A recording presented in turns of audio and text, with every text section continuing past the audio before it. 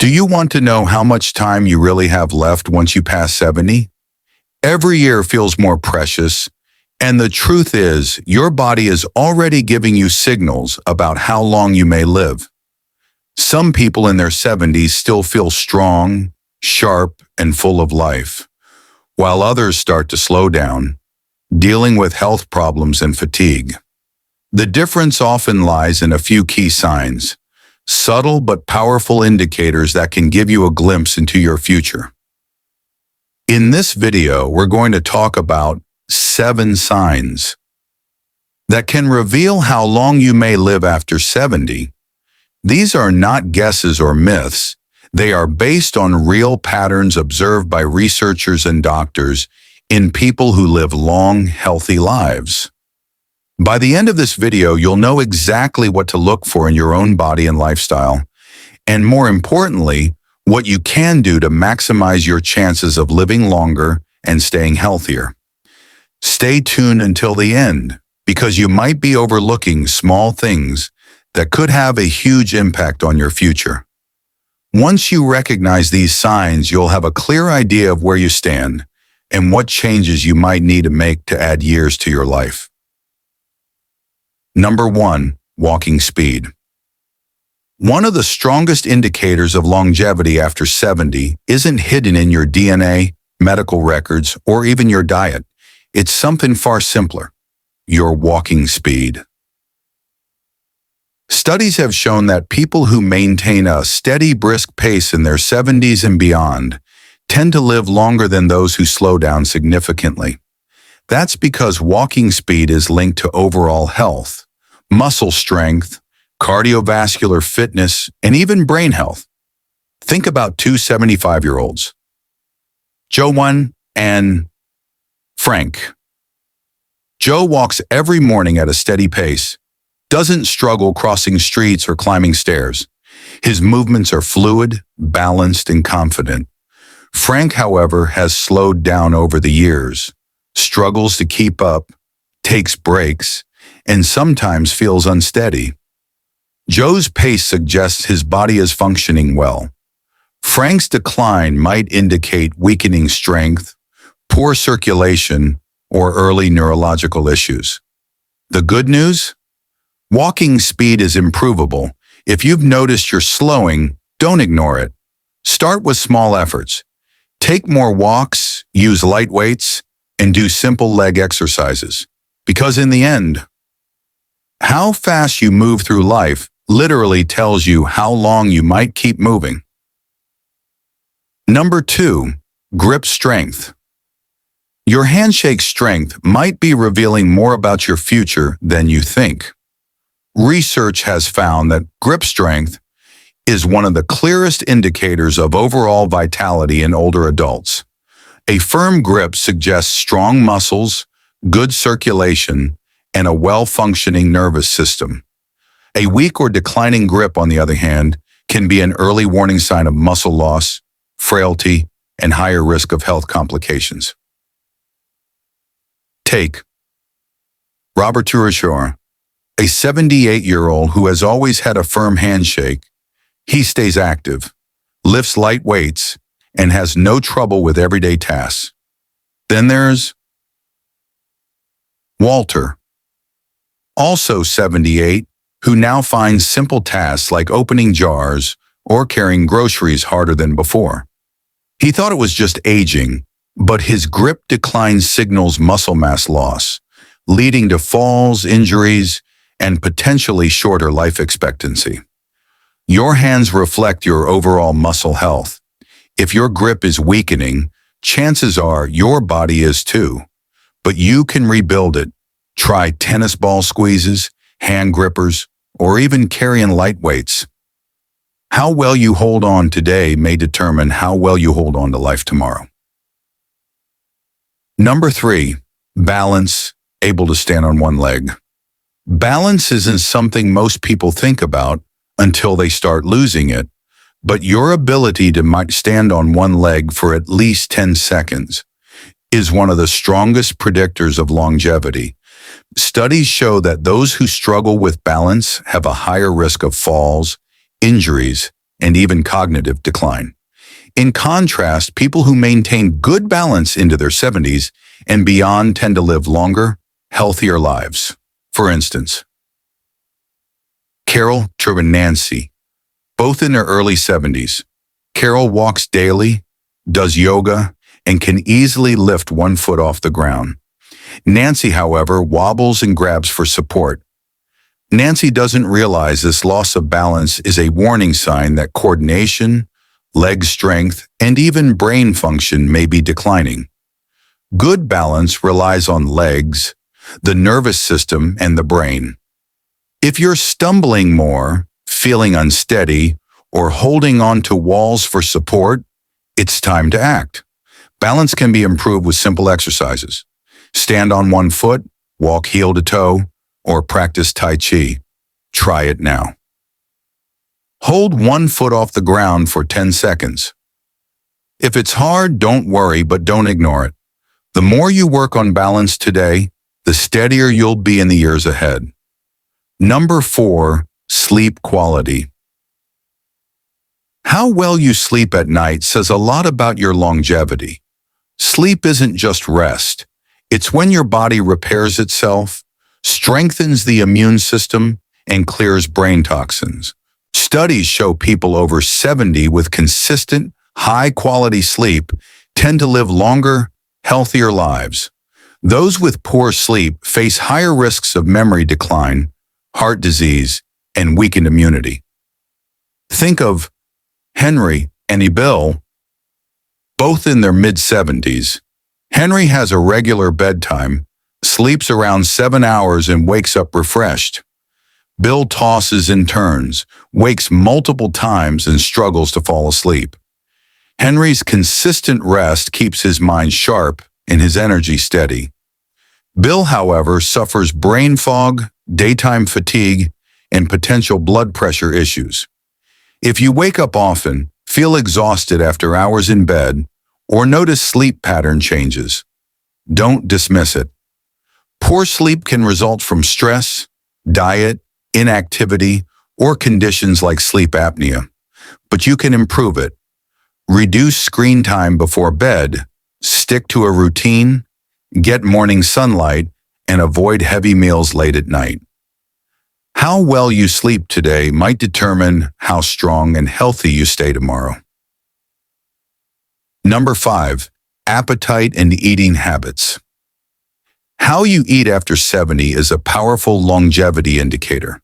A healthy appetite and balanced diet keep your body strong, immune system robust, and energy high. On the flip side, sudden appetite loss or poor eating can signal health issues and accelerate aging. Consider Margaret and Susan, both 74.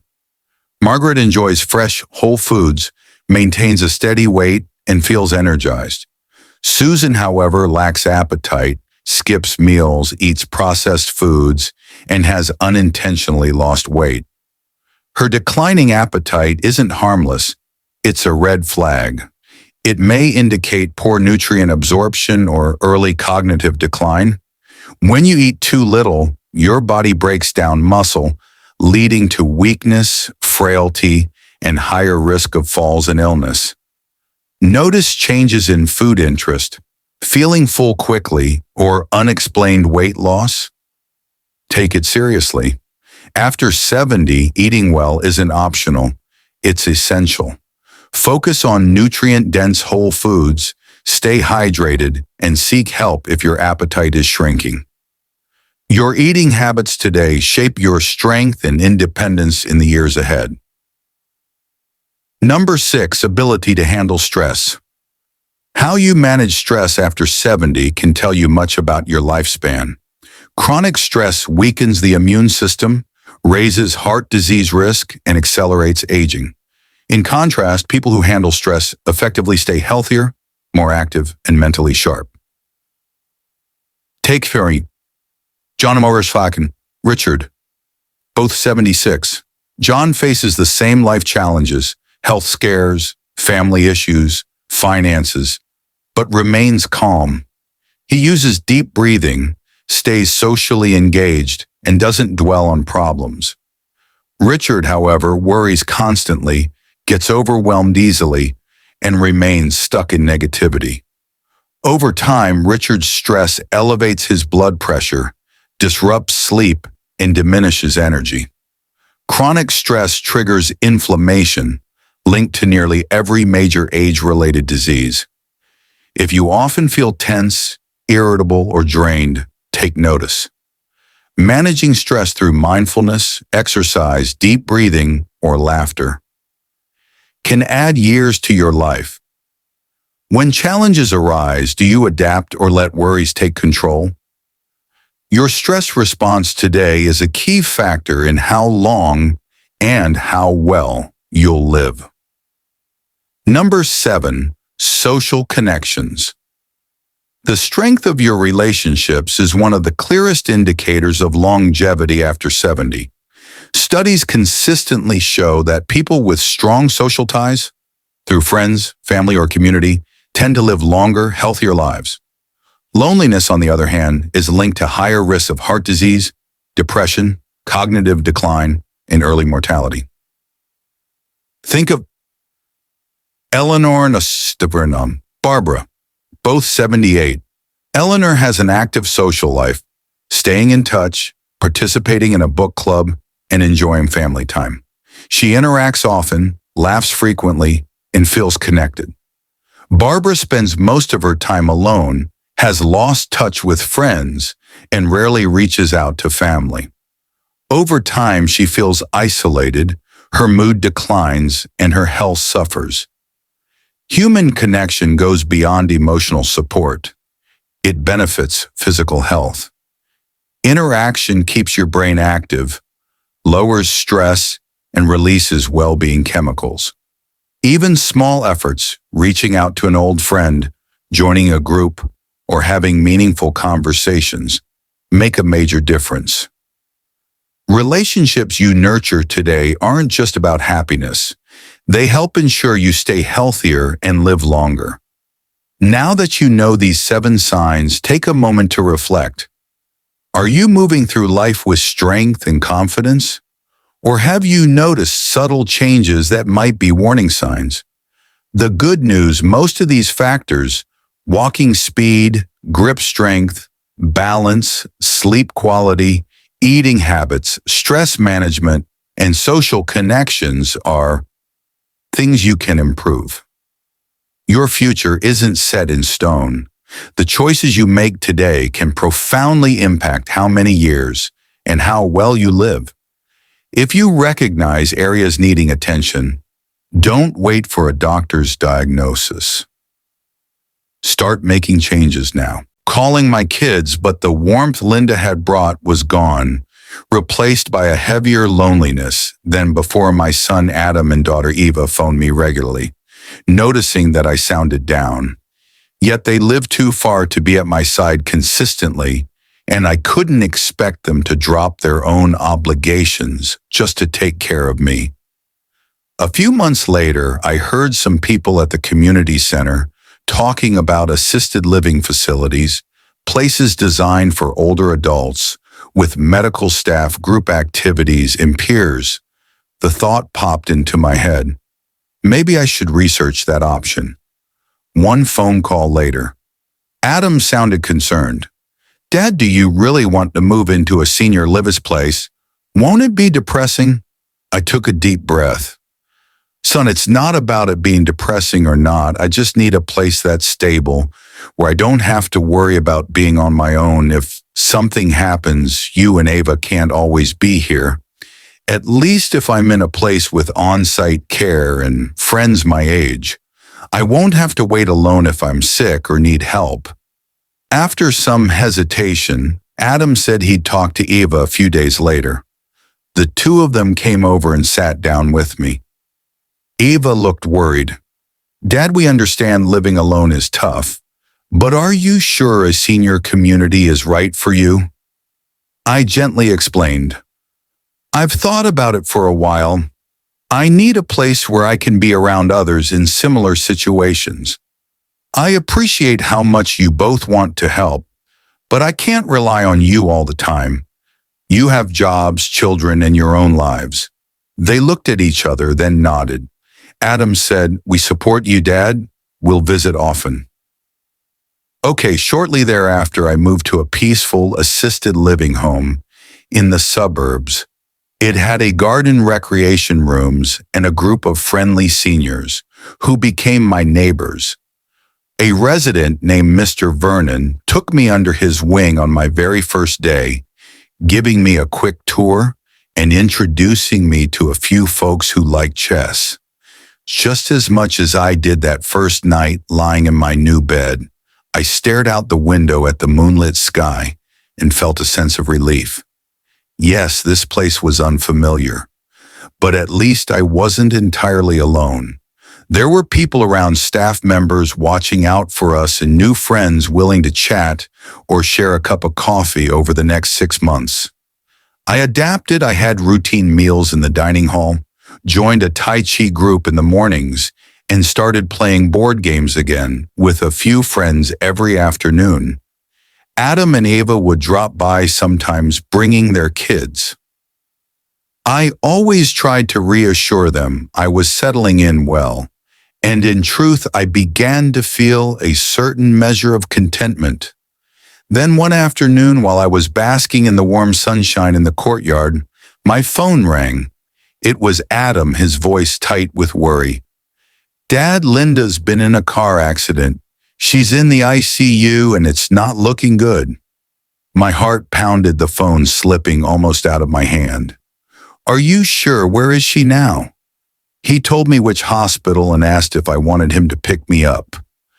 The drive to the hospital was a blur. I kept recalling the day Linda left, how I had tried to be brave, how we had promised to stay in touch. I never imagined it would end up like this when we arrived. Adam and Eva were already in the waiting area looking worried. Adam came over. "Dad, the doctors are still in there working on her. It doesn't look promising." I stared at the red emergency light above the doors to the operating room, my heart pounding in my ears. I prayed silently, clinging to the hope that Linda's strong spirit would pull her through. The minutes dragged on, like hours, until a tired-looking doctor finally emerged. We rushed up to him, and I stammered, "How is she?" He shook his head, explaining that the injuries were severe, and Linda's age made surgery and recovery more complicated. "I'm sorry," he said gently. "You should prepare for the worst." I felt my knees buckle. Adam helped me into a chair. My mind went blank with disbelief. The doors swung open again, and a gurney rolled out Linda, lying motionless with an oxygen mask, pale as a sheet. My eyes filled with tears as I hurried to her side. "Linda. Linda, it's me, Mark. Can you hear me?" She opened her eyes slightly. Her breathing was shallow and she seemed unable to speak. I grasped her hand. It felt cold, fragile. "Hang in there. Okay, remember we were going to spend our golden years together. You can't leave me, Linda." A single tear slid down her cheek and her lips moved, though no sound came out. Yet I could tell she recognized me in that moment. The lump in my throat was too big to swallow. I pleaded silently for her to stay. Even Adam and Eve stood by, tears in their eyes, though they knew words were of no use. Late that night, Linda's condition took a turn for the worse. The doctor told us that she was slipping away. I couldn't bring myself to leave her bedside, afraid that the moment I closed my eyes she'd be gone. But Linda seemed to sense me there. Her eyelids fluttered once more, and she managed to raise her hand just enough to place it in mine. I squeezed it, feeling my tears land on her wrist. She formed a single sentence, in a voice so faint I almost imagined it Mark live. Well, then her hand went limp and her eyes closed for the last time. I cried out, begging her to come back, but all I heard was the sound of the monitors going flat. That crushing heartbreak felt like the world had collapsed around me. In my 62 years, I'd lost dear ones before, but this was different perhaps, because Linda was my last line of defense against loneliness. Now she was gone. The days and weeks after that blurred together. I returned to the assisted living home, but everything seemed bleak. My new friends tried to console me. Adam and Eva visited more frequently, even bringing the grandkids hoping to cheer me up. I appreciated their kindness, but the numbness inside me just wouldn't lift late at night. I'd lie awake remembering Linda's voice, her smile, the way she moved about the house. I'd recall how she had gently wiped my forehead when I was sick. Now all of that was just a memory. One morning I saw a new resident at the facility, an older gentleman who looked anxious. Lost and sad, he reminded me of myself when I first arrived. So I patted him on the shoulder and said, "Hey, care to take a walk around the courtyard with me?" He nodded silently, as though grateful for even that small gesture of fellowship. We walked without speaking. Yet we shared a mutual understanding. Aging can be lonely. Losing people you love can be devastating. But sometimes a gentle presence, a friend, makes life a little easier to bear. That evening, as I returned to my room and lay down, Linda's image filled my mind again. But I noticed something had changed in me. The pain was still there, but in its place also lay a tender gratitude for the time we had. She might be gone, but her warmth and compassion lived on in my heart. As the days passed, I found a renewed resolve to live well in her honor. Taking a deep breath, I stepped outside one morning, letting the early sunlight warm my face. I remembered the words she spoke, how we should value each relationship, treasure each day, and accept that life is impermanent. People pass away, but their impact remains, shaping how we face our futures. In truth, I've learned that old age is not just about loss, it's also about realization. The realization that every relationship in life, from family bonds to friendships and late in life companions, must be cherished while we still have them. The clock runs quickly in our later years, but that doesn't mean we can't find ways to fulfill our time with purpose and appreciation. Famed writer Haruki Murakami once wrote about how we don't age gradually, but rather in sudden bursts. You wake up and a year has flown by. You turn around and your youth has vanished. People start calling you sir or ma'am, and suddenly you realize you can no longer cling to the illusion of being young. Your parents grow frail or pass away, and you see yourself in the mirror trying to accept that you too are getting old at this point. You start to choose your words carefully. You speak less. Not because you have nothing to say, but because you realize how few people truly listen or understand you. Encounter setbacks you never imagined, health issues, financial worries, children too busy to visit. You discover that no matter how big your social circle once was, genuine understanding and compassion can be rare. And yet, in the quiet hush of night, when you're alone with your thoughts, you might feel strangely at peace if you've come to accept yourself. You know at last that your worth does not depend on the approval of others. You learn that humility, not pride, is the path to peace in old age. Your perspective on love changes too. In your younger days, you might have believed in a grand, unbreakable passion. But as the years stretch on, some relationships fade.